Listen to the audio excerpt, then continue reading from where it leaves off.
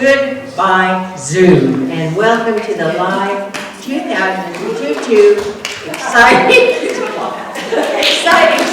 track happening. I'm Mary Kay Minster, Vice President of the Big Bear Valley branch of the American Association of University Women. And I'm pleased and honored to be with you this evening. Our branch of the American Association of University Women, or AAUW, as we are known by, is upward of 85 members. Women strong. I'm very proud to be a part of this amazing group of women. Our overall mission is to empower women and girls by advancing gender equity through research, education, and advocacy. Our mission tonight is to encourage and inspire the young people of this valley to develop a solid set of communication skills. Activities such as this builds a lifetime of self-confidence and poise in almost every single walk of life. You will remember this night just as I will, and I know this because when I was in the 8th grade, I was the first place winner of an American Red Cross speech contest.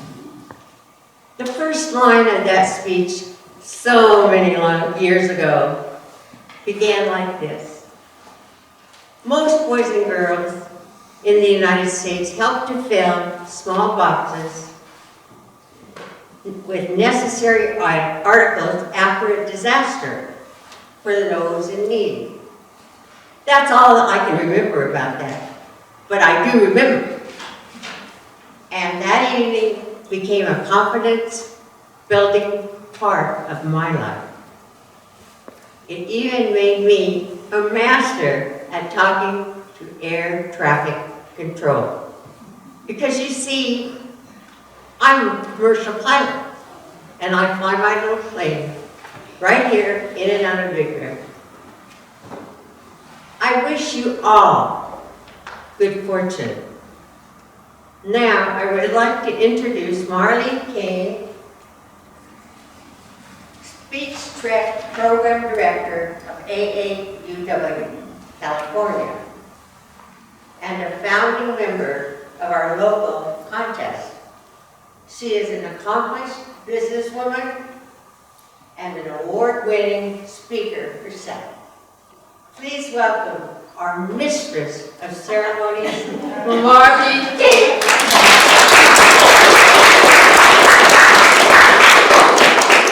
That's MC, Mary Kay. Thank you so much, Mary Kay. You're welcome. So the human brain starts working the moment you're born and doesn't stop until you get up to stand and speak in public. That line was mentioned by a very famous actor of another generation. Some of you may remember him. His name was George Jessel. And you would think, why on earth would an actor be afraid to speak in public? I mean, isn't that what they do? Well, I can tell you that when I went to a Toastmasters meeting one time, my very first one, and the others there learned that I had an acting background, they also came up to me and said, well, what are you doing here? You're an actor. You don't need this. And I had to explain that the skills are very different from an actor who memorizes someone else's lines to someone who gives a speech delivering their own material. So they understood that, and I stayed in Toastmasters for many years. Our topic tonight comes from what we said a few moments ago, the Pledge of Allegiance. The topic is actually a two-part question. Has the United States lived up to its pledge of liberty and justice for all? And would requiring the study of diversity, equity, and inclusion in a high school setting help ensure liberty and justice for all? Tonight you'll hear 4 contestants giving their viewpoints, 4 high schoolers, on that question. Now, a little bit of housekeeping before we get started. First of all, this is to remind you to please silence your cell phones if you haven't already. We would very much appreciate it, and so would your speakers. If you do need to make a bathroom stop, the bathroom, as you may know, is down through the doors and to your right. There are snacks, and you're welcome. We're not in the theater, so you're welcome to munch on our snacks over there at the snack bar. And there's bottled waters, feel free. We only ask that you please do not get up and move around during a speech. You may have noticed that there are programs and cards and ballots on your chair. The reason we put judges' ballots is that this is what the judges will be looking for. And sometimes we have found that audiences really enjoy kind of judging themselves and seeing how close they may get to the judging. So feel free to do it or follow along or even make your own judgments.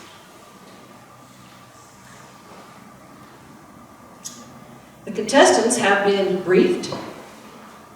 Mr. Chief Judge, have the timers and the judges and the ballot counters been briefed? Yes, they have. Thank you so much. All right, then why not let the contest begin? For the benefit of the judges, here is the speaking order of the contestants. Contestant number 1 is Liliana Navarrete. Liliana Navarrete. Contestant number 2 is Enrique Manzanares. Enrique Manzanares.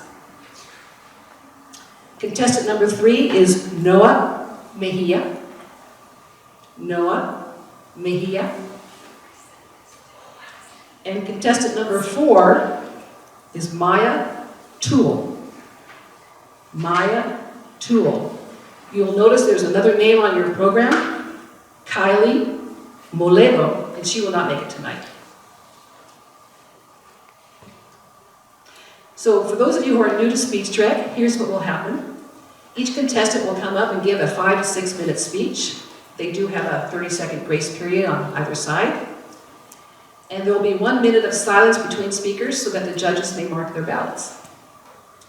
At the final speaker, the 4th speaker, the judges will have time to finish their ballots.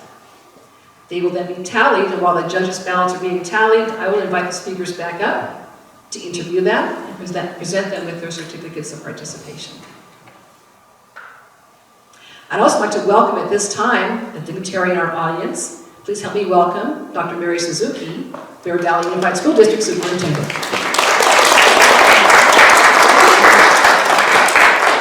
Thank you so much for coming, Dr. Suzuki. Okay, I think we covered everything. Let's the contest begin.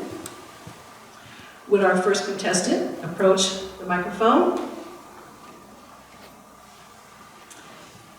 Please help me welcome contestant number 1, Liliana Navarrete. Liliana Navarrete, contestant number 1.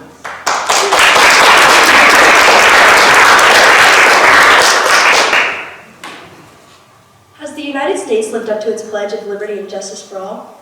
No, I don't believe there's justice for all. I think it's all based on wealth and social status. Looking at 2 cases in the recent past, you can see that there have been injustices.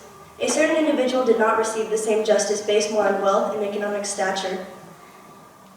Back in 2013, 16-year-old Ethan Anthony Couch was driving under the influence of alcohol and drugs. He was speeding in a residential area at 70 miles per hour while under the influence of alcohol, marijuana, and diazepam. He injured 9 people and killed 4, but was sentenced to 10 years of probation and therapy. He was indicted on 4 counts of intoxication manslaughter for recklessly driving under the influence. His lawyers convinced the court that he was unable to link his actions to consequences because he suffered from influenza. His parents taught him that as long as he had money, he could do whatever he wanted, and buy privilege. Now looking at the case of Rogelio Aguilera Medeiros.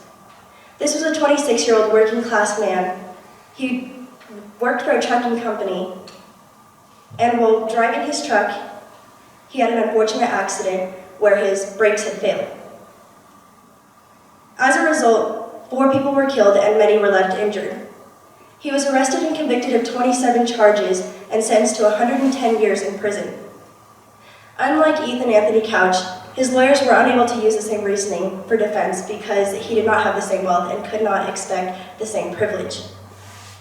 Public pressures in a petition that gathered 5 million signatures pressured the governor to reducing his sentence to 10 years in prison because the public believed it was an unjust sentence. Months later, his sentence was reduced. Also, millions of truck drivers believed he was being treated unfairly, so they refused to drive into Colorado hauling goods and services, which highly impacted their economy. As for liberty in the United States, I do believe there is some, but to an extent. Liberty is supposed to be our freedom, but lately that has slowly been taken from us. For example, there are many people who believe that getting the COVID vaccine is the best solution for everyone, while others believe it is not. President Biden is beginning to mandate it everywhere, practically trying to force it onto everyone. There are thousands of great healthcare workers who are losing their jobs because they refuse to get the vaccine. These people have families to worry about and homes to worry about, bills to pay. I thought we had the freedom of choice. Our freedom of choice is to either take something we don't trust or to stay locked up in our houses. People all over the world are fighting for my body, my choice, but they are forcing their thoughts and beliefs onto everyone else. I was raised in both a Christian and Catholic household. I was raised to accept everyone, no matter their gender, their religion, their race. I was once told to educate myself because I didn't post anything on social media for Black Lives Matters. I believe that every race should be treated with equality, but why is it okay that I get judged on whatever my opinion is? I voice my opinion, I get judged. I don't voice it and I still get judged. Same with religion. I believe every religion should be treated with equality, but why is it okay that we can be taught about Buddhism and Confucianism in schools, but we can't be taught about Christianity and Catholicism? Would requiring the studies of diversity, equity, and inclusion in a high school setting help ensure liberty and justice for all? I do believe it would help. People feel like they are entitled to liberty and justice because of their social status. But I feel like if everyone, or even just the majority of people, were to take the time to look more into these studies, it would truly make a difference. Students all over the world are being discriminated against by their peers, or in some cases even their teachers, just because of their religion, their race, or even their gender. We are all guilty of judging others in one way or another, but it's time that we should start putting ourselves in their shoes. Thank you.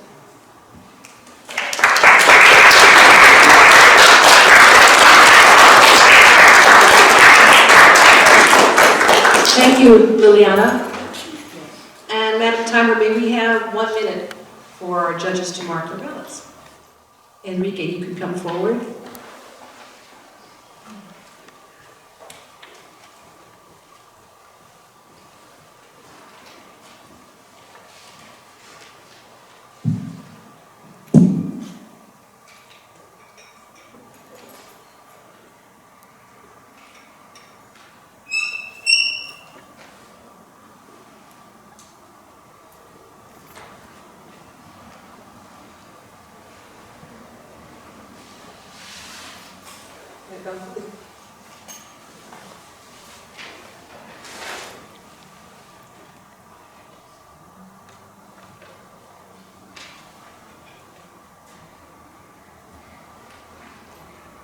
Thank you. Please help me welcome contestant number 2, Enrique Manzanares. Enrique Manzanares,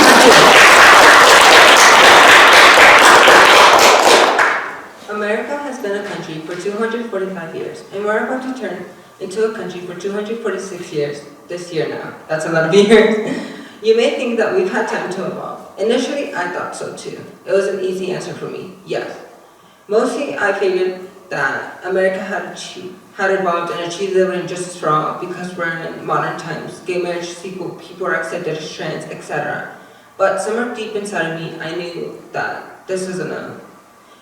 As I was researching for this speech, I noticed that trans people and people of the LGBT community and people of color are treated horribly and sometimes even treated like monsters, while the majority counterpart receive normal treatment. I had found the answer to whether America had achieved liberty and justice for all, and it was an unfortunate no, and here's why. Let's first define justice and liberty. Justice is behavior or treatment. Liberty is being free within society from oppressive restrictions imposed by authority on one's way of life, behavior, or political views. Yeah, so we already have our first red flag there with that definition. I don't know why, but whenever I read that definition, it makes me want to laugh because our society is like really, you know? With that being said, let's see if you agree with me.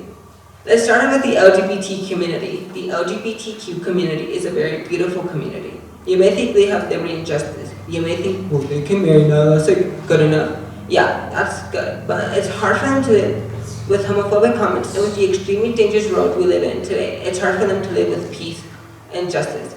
A research done by West Edge in 2021 shows that students feel that if you don't feel accepted, you have to hide something fundamental about who you are. You won't be fully represented. Also, this study showed that middle school / high schoolers who are part of the LGBT community are at a higher risk of suicide. Another research done in 2020 by Stay Safe shows that a whopping 79% of people who are in the LGBT community don't feel safe. They fear of walking the streets, and they know no justice will be done for them. Also, trans people are treated horribly. Many trans people fear walking the streets and they don't want to call for the police because they know nothing will be done. Okay, now let's move on to different races. If y'all thought that the LGBTQ community was treated bad, just you wait and hear about different races. There are 7 billion people on Earth. With that being said, there is one type of color / race that is treated better than everyone else, and that is white / Caucasian people. A research done in 2020 by Stay Safe shows that a whopping 70% of people of color / race are scared of going out in the streets. They fear walking. They say, we appreciate what America has done for our country and for our future generations, but we just fear of walking. They say, that's crazy if you ask me. Imagine walking and then a cop pulling up and saying, put your hands up in the air. That's like crazy. With that being said, you could say there's a bit of justice done because of the Black Lives Matter movement, but at the same time, things keep getting worse for different races. One example being Asian hate crime. As a Mexican with a different sexuality, I will say that it is hard for me to live in these times. I've always lived in fear of the police, and no, this is not because I'm a stereotype.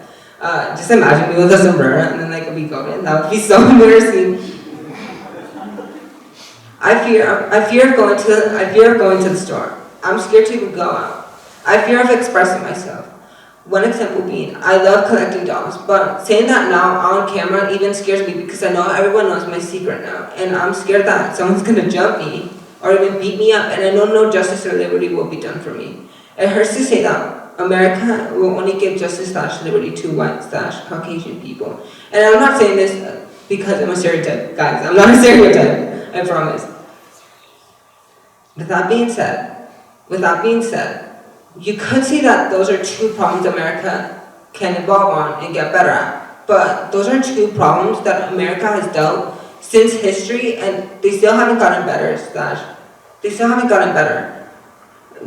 Plus, America has much more issues they need to solve. One example being slavery, another being medical care, people not being able to afford their medical care, another being women's rights, and another being abortion. If I went into those topics, this speech would be like 20 hours long, and I don't want to do that for you guys. So you could say that America has given liberty and justice because of free public schools and freedom of speech, but America still has much more issues they need to solve on.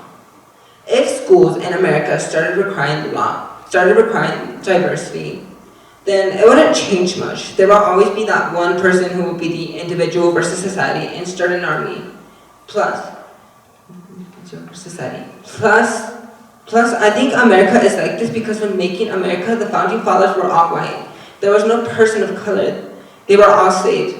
Even with modern times and stuff changing around us, as I say this speech, it's hard to say and difficult to say that white/Caucasian people will receive, what I'm about to say, normal treatment.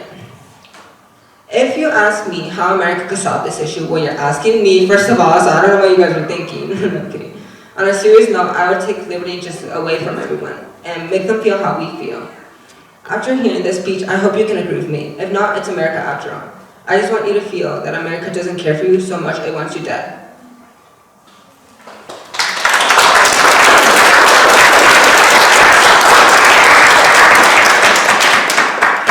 Thank you, Enrique.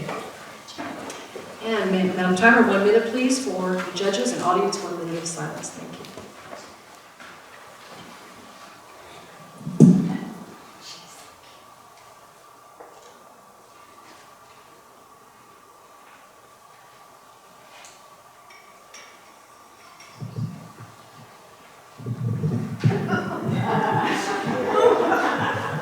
Sorry, I'm a giraffe.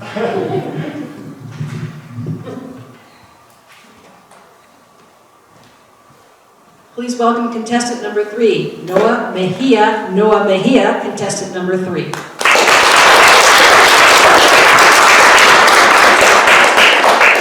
So, a little over 10 minutes ago, we said the Pledge of Allegiance. We've all said this for, quite some time now. But do we really live up to that standard? Do we have that liberty and justice for all? Nah, I don't think so. You see, right now in society, you can get fired for not taking a shot. You can't really say everything that you might want to, in fear of judgment from others. But hey, this is America. You can do that. However, what I really want to focus on is justice. Justice for people who can't even pay to speak for themselves, who get literally spoken over in our own Congress. I want to speak on the cases that you may actually have misconceptions on. And I want to speak on the topic of equity class in a high school setting. Now, according to psychology, I believe that this would be a bad idea simply because of reactance. Now let me explain. First, going back to the courts, to our great nation's lifeline, Congress. So, in 2019, we all know that we had our election. Now, a cool, let's say, $3.53 billion, according to Statistica, was spent on lobbying. So that, like, certain corporations, wealthy individuals, could have their voices heard instead of yours. Now, of course, naturally, we downgraded that to $3.73 billion in 2021. Yeah. Oh, wait, did I say downgraded? I mean upgraded. Yeah, it's bad. But you may be thinking, okay, lobbying, it's not fair. Sure, not everybody has all that money. But we still got that equality in the courts, right? How many of you have heard of the McDonald's hot coffee case? So let's just show of hands really quick.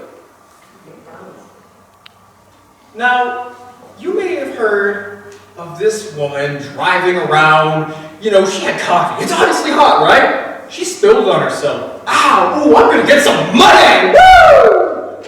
Well, that's not how it went down. 79-year-old Stella was a passenger in a parked car. She had just bought a nice, delicious McDonald's to-go coffee. So, she put the cup between her knees, took out the lid so that she could put in the cream, the sugar. We get that extra bit personalized, It spilled on her. This 180 to 190 degree Fahrenheit coffee spilled on her and gave her third-degree burns. It literally made it so that she had to get skin grafts on her thighs. This isn't great. So she just wanted McDonald's to pay for the costs. She said, hey, McDonald's, $20,000. It'll cover my costs. We don't have to go to court. They only wanted to give her $800.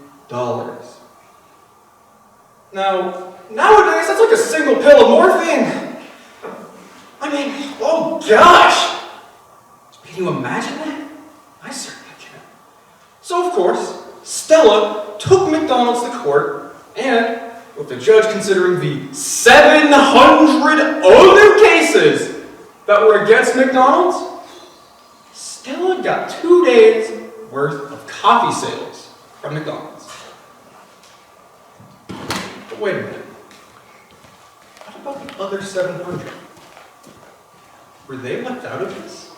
Simply because McDonald's thought, wow, you know, it's millions of people, right? You know, that's nobody.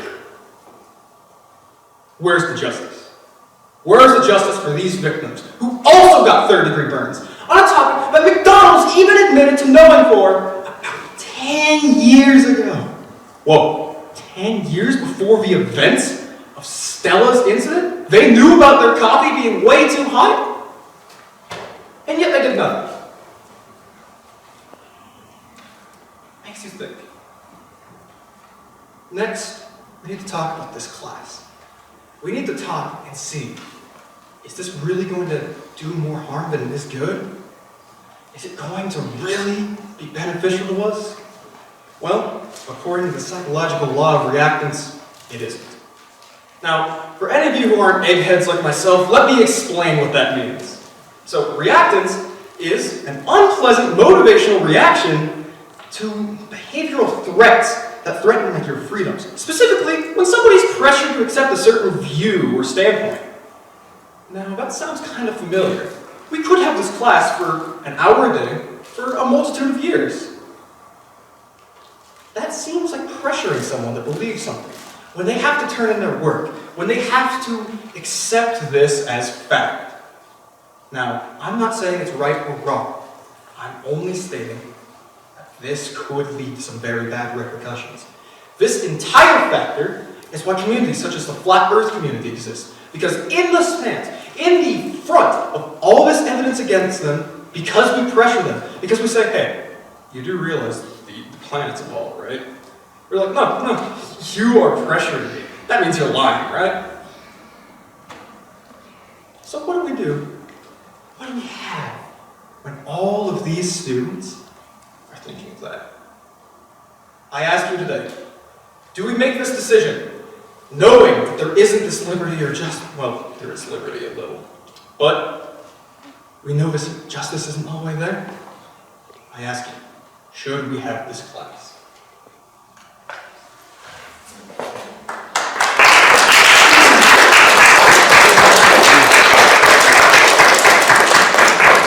Thank you, Noah.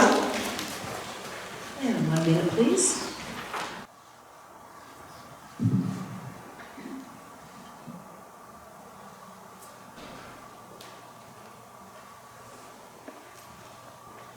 Please help me welcome contestant number 4, Maya Toole. Maya Toole, contestant number 4.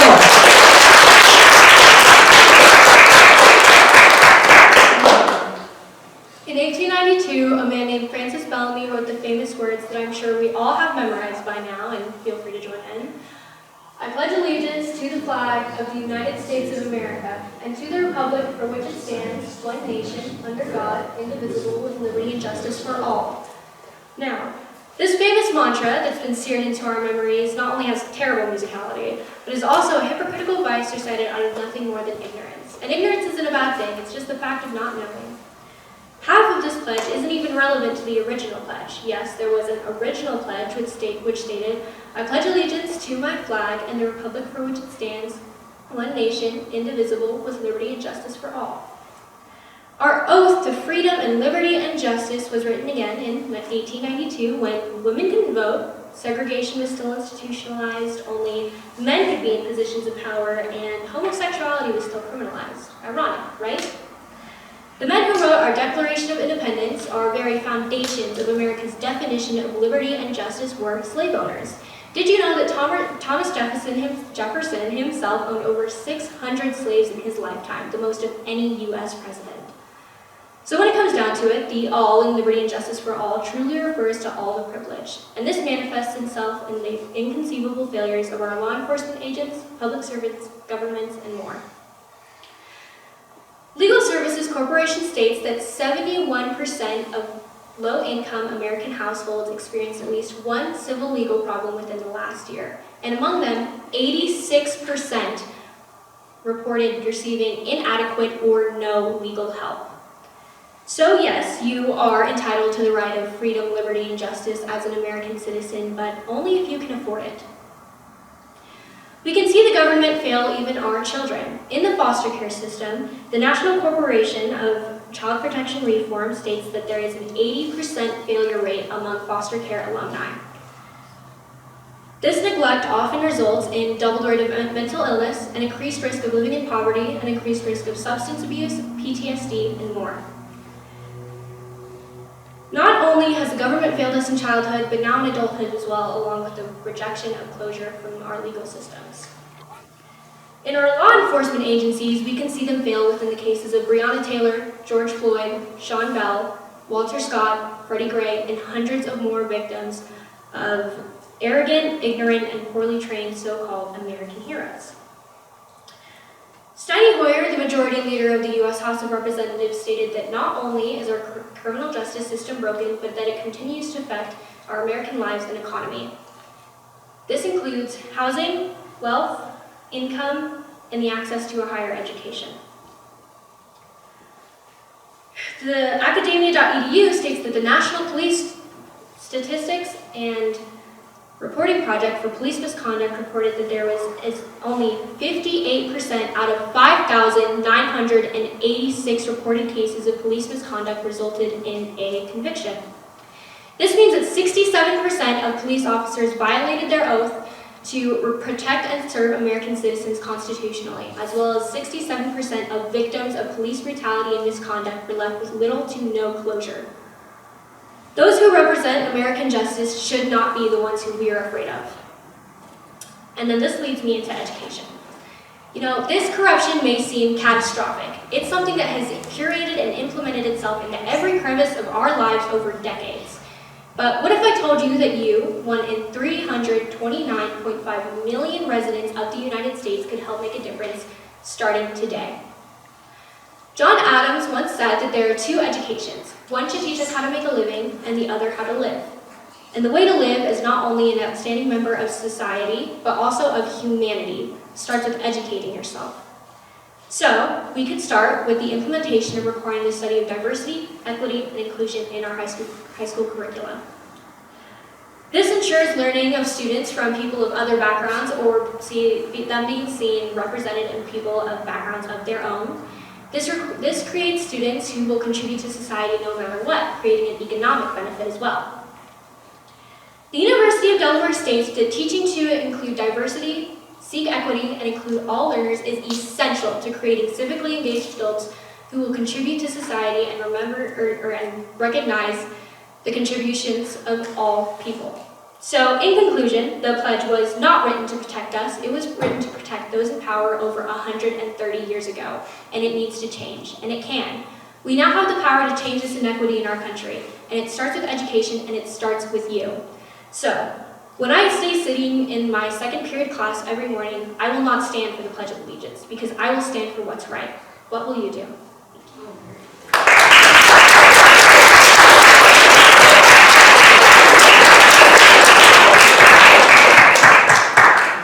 Thank you, Maya.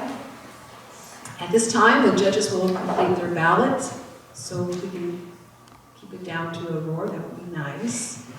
And judges, when you're done, please sign your ballot, fold it in half, and just fold it up, and our ballot counter will come and collect it. Okay, great. Well, first of all, I want to congratulate the contestants because I'm going to tell you something. I have a feeling that nobody in this room would get up and do what they just did. So let's give them all a round of applause.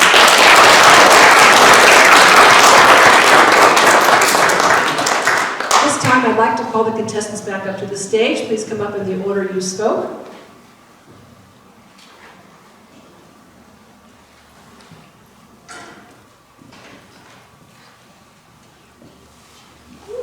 You can breathe now.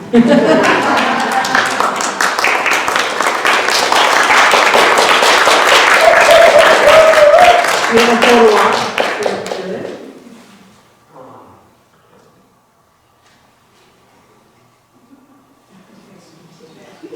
closer, it's okay. Come a little closer.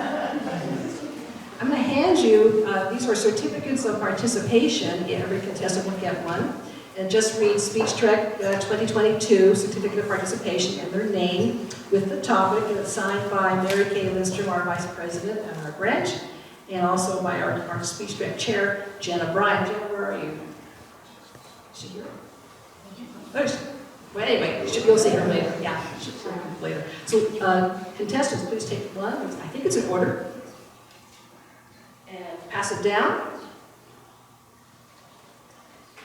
So let's get to know them just a little bit while the judges are tallying their ballots. This is a chance for you to practice speaking off the cuff. Sneaky, aren't we? Sneaky. So Liliana, you are our first contestant. First of all, what grade are you in? Can you go up to the microphone? Thank you. I am in 11th grade, So you are how old? 17. 17, okay. So in your speech, you mentioned a lot about, I love the way you started the two examples that were very diverse, the one example of the 16-year-old and the other example. And I was curious what state that occurred in.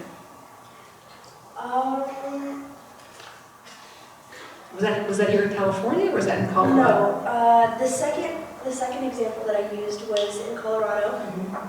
I can't remember the first one. It was Texas. Texas? That's what it was, Ah. yes. Oh, okay, great. So, and I thought it was very compelling, your opening, I thought, with the two examples so different. You mentioned freedom of choice. I just was curious, how would you define freedom of choice? Our freedom of choice, being able to express who we are, or to do what we want, not without being judged by everyone else or being influenced by today's society. Okay, and do you feel you have freedom of choice? I do. Okay, that's nice to hear. Is there anyone you'd like to acknowledge in the audience tonight? My parents, thank you guys for pushing me to do this. Raise your hand, parents. There they are. Good job. Thank you, parents. Good job. Thank you, Liliana. Good job. Enrique. Enrique, what grade? That's okay.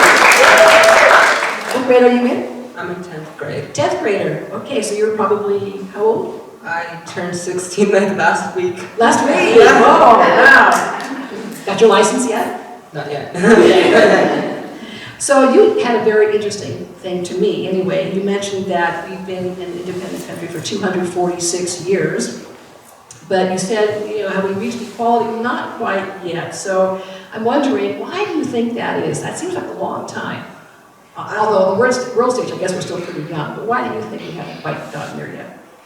Well, like I said, there's a lot of problems that still need to be solved. And yeah, we say we're going to evolve on them, but we still haven't. So I think that's why we haven't evolved yet. And I don't think it's going to get better. Oh, I'm sorry to hear you say that. What do you think is the most pressing issue? The most pressing issue, I would say, would be, well, I got two. One would be racism, and then the second would be like foster care, abortion. Yeah. Okay, I sure appreciate you sharing your personal story with us too. That I'm sure was not easy for you. Is there anyone you'd like to acknowledge in the audience tonight? Yeah, my mom and brother. Mom and brother, where are they? There they are. Thank you so much and good job, Enrique. Thank you so much. Muchas gracias. And Noah comes to. Noah, what grade are you in? I'm a senior. You're a senior, so you are planning to go where after graduation? Azusa Pacific University, the triple major. Oh, a triple, and what is that? Honors humanities, physics, and computer science. Wow, well, good luck to you on that one. You mentioned in your speech something that I was not familiar with, so I'm going to ask you if you could just maybe clarify. You quoted, I'm not quite sure what it is, but the psychological or the psychology law of reactance. Could you elaborate on that? What is that exactly? So sure. Basically, what that is if you're like really like forced into something. Say like you keep telling your kid, hey, the moon is like really white.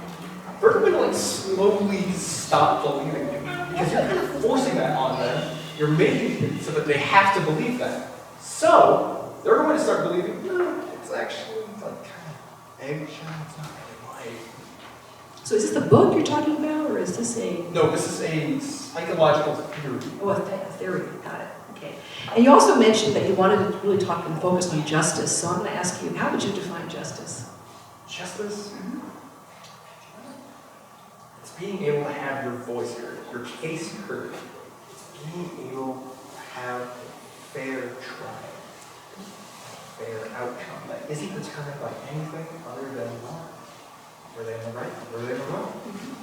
Sounds fair to me. Well, thank you so much. Is there anyone you'd like to acknowledge in the audience? My absolutely wonderful friends and parents. Friends and parents here, thank you so much for coming.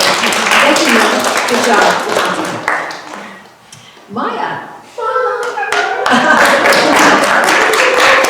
Thank you so much. Maya, how old are you? What grade are you in? I'm 15, I'm a sophomore. And a sophomore, wowee. Well, I really enjoyed how you started your speech by starting with the Pledge of Allegiance. I really enjoyed I that. wasn't expecting you to steal that one from me, but No, I enjoyed that. And you mentioned that the phrase that really got to me was, there was a lot in your speech, but something about it's a pledge for all the privilege. I think that's what you said. the all in justice and freedom for all. For all truly privilege, represents I thought, all yeah. privilege. Yeah, so how do you think, you obviously don't think that's fair, so how do you think we can fix that? And it's a big issue, but what do you think we can do today? You said we can start doing something today. I think that the majority of social unrest and social injustice is truly rooted in a lack of education and sympathy for other people. So I believe that to fix that issue, we could break down economic biases, like several of my other contestants here mentioned, there is a significant economic benefit within the justice system, and I think that's a really big part of it. Well, I'm sure that there's at least one person here in the audience who would agree that education's the way out and the way up, right? Right. Thank you so much, Maya. Is there anyone you'd like to acknowledge in the audience? I actually have 4 people. I know you're on the specified date. I'm sorry. That's okay. Go ahead. Scandalous. But I would like to acknowledge Faith and Sophia in the back. They're 2 of the people that I have the utmost respect for in my life, and they inspired me so much. Jordan, I love you. You're the sweetest person I've ever known. You inspire me to be a good person. And then my lovely, actually I don't know him, but my boyfriend Mark, he is helping me practice this speech and get over so many jitters, and he has helped me so much, and I just would really like to thank them. Great. Well, thank you so much. I really appreciate it. Congratulations to you. So I think we have a little more time. I don't see our chief judge back yet, so I have one more question for all of you, and anyone can address this that you want. I have a phrase here you may be familiar with. We hold these truths to be self-evident, that all men are created equal, that they are endowed by their Creator with certain unalienable rights, that among these are life, liberty, and the pursuit of happiness. Where's that from? Right, Declaration. Very good. You don't be quizzed today. Right. In just 5 years, we will celebrate the 250th anniversary of the Declaration of Independence. Do you think we'll have something truly to celebrate in 5 years? Anyone? I hear no, I hear yes. Why not? I think it's just gonna be the same. Oh, okay. So they can hear you. I think it's gonna be the same. Nothing will change in 5 years. Maybe in like 1,000, but not in 5 years. Okay, well, thank you. You said yes. What do you think, Noah? We've come very far to become the nation we are today. That's something to celebrate. We now have amazing freedoms. Women have the right to vote. There's much more freedom with your choice, with your body, whatever you want. So I think we can celebrate. Okay, thank you. Do Maya or Brianna can speak to that? I think in the past 5 years, there has been a lot of progression in America, and I believe that the next 5 years could be just as progressive, if not more. Thank you. No? Okay, well, I thank you all so much, not to put you on the spot, but I think they did really well. Do you think they did really well?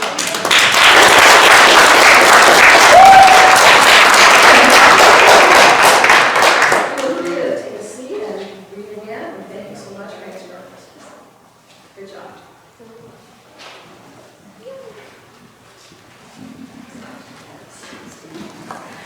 By the way, while we're waiting, I think where you on the topic. 6 months after AAW California announced this requirement was put into play. High school graduates will be required to take and pass an ethnic studies course, right, Dr. Suzuki? Yes. Yes. By Beginning in, 2025. which year? 2025. 2025. However, the community will also have input into that, and so. Right, exactly what that course will be is still to be determined. Well, the primary purpose is to look at historical experiences from a variety of voices. So some of the voices that we haven't heard and what they've been through. And so I think that that's really the primary purpose. And I think one of you had shared that it was so that we could understand each other better. And I think that with that, the hope isn't that it causes more divisiveness. Because I don't think within the course we're going to tell people what to believe or what to think. But for example, the Japanese internment camp. My husband had a family that was in the Japanese internment camp, right? How much do we really talk about that? You know, you had relatives, right? I mean, how much do we really know about that in our own history? There's so many different pieces of history that touch all of us, and I think it will be an eye-opener for all of us, but I think that part of it is a respect for each other's voices, not you have to believe this and you have to believe this and you have to believe this, but really, what are the other stories out there? And a lot of primary sources, instead of just telling people what to believe, it's really asking those essential questions so that we can have discussions and dialogue, and hopefully open up, and maybe change in 5 years, 10 years, 1,000. I hope it's less than 1,000, but no, Thank you, Dr. Suzuki. I do think that's something to look forward to. Thank you for your input. Appreciate it. So,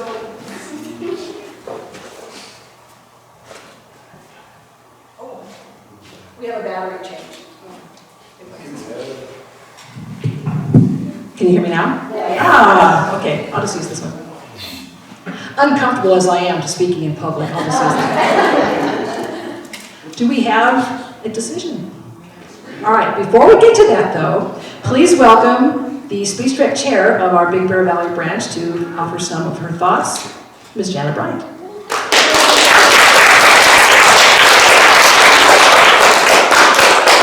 Thank you, Marlene. Oh. All right. Well, thank you for all joining us tonight. We were not sure that this would be possible to have a live performance tonight, but here we are, and we're so excited about that. And this is our 10th Speech Truck year. And thank you to our amazing MC, Marlene, our AAUW member, and our Chief Judge, Steve Kane. Marlene and Steve have been involved in Speech Trek for the 10 years, which is amazing to me. I think they need a hand.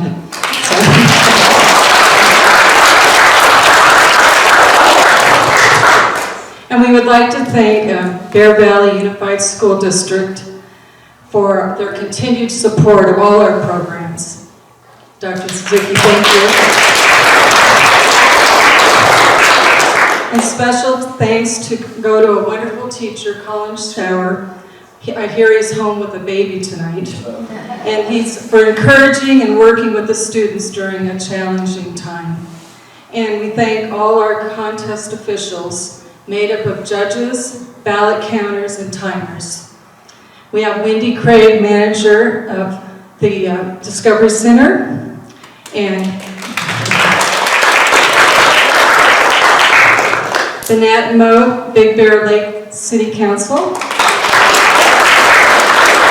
Patrice Duncan, president of the Sugarloaf Property Owners Association. And Linda Bowman, AAUW member and Big Bear Valley Education Trust Board. Did I get that right? Phil Hamilton, retired educator and very involved in our community. I was reading all about him. And Dr.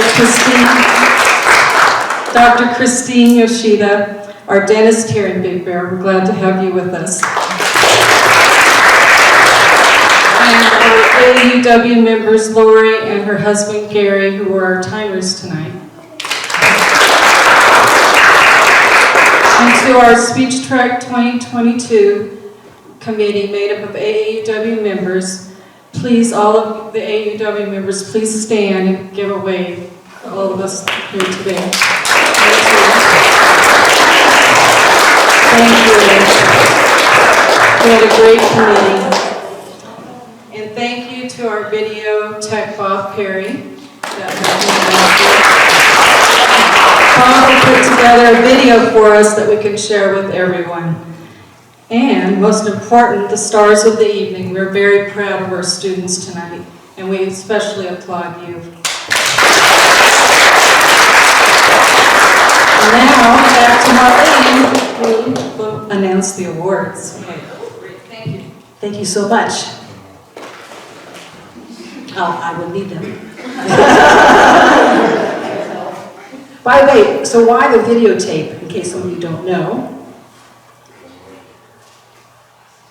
Well, actually, Janet, could you come up here for a second? Oh. What do I see?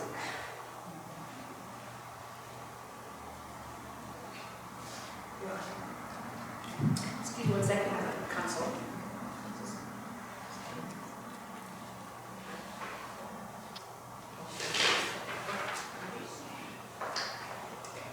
Okay, we're good. All right. So why the videotape? The winner of this contest, the first place winner, we videotape everybody, and the first place winner's videotape will be uploaded to AAUW California YouTube, and they will advance to the semifinals. The semifinals are judged by a panel of judges remotely. They will select the top 5. The top 3 will advance yet again to the finals. They'll be judged by yet another panel of judges, new, and the results will be announced April 30th. Also, what will be announced is next year's topic, which we're working on now. And I can only promise you that it will be as timely and relevant and provocative as this one. So I have a feeling the Big Bear Valley branch would be the first to know the new topic. Okay, let's get on to what we're waiting for. We will start with an honorable mention. Please help me welcome. She will receive an honorable mention and also a $50 check. Please help me welcome Liliana Navarrete.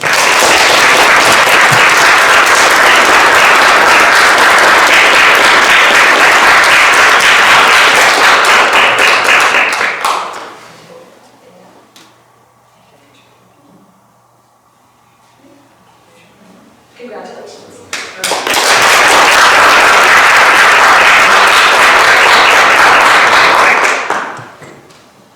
Winning third place and $100, please help me welcome Enrique Manzanares.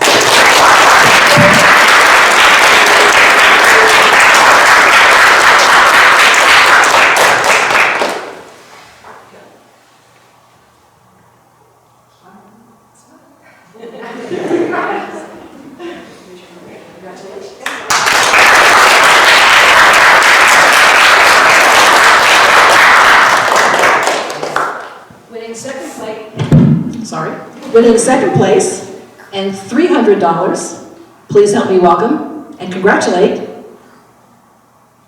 Noah Mejia.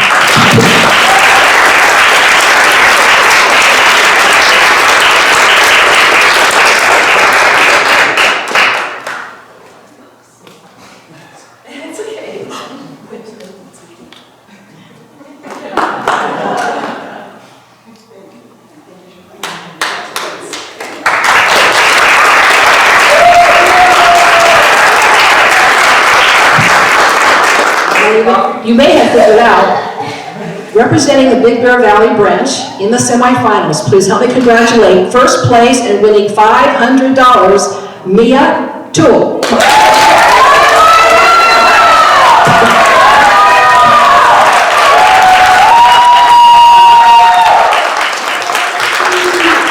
I'm sorry, Maya Toole.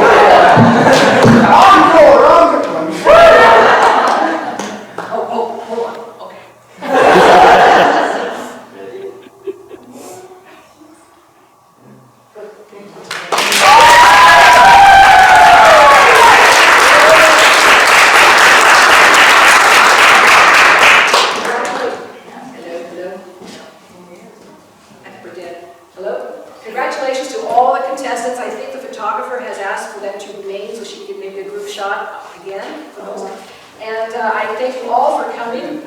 Remember, and Ralph Waldo Emerson said it best, I think, that you do not go where the path may lead, go instead where there is no path, and leave a trail. So thank you so much for blazing the trail, contestants, judges, and audience members. We'll see you next year.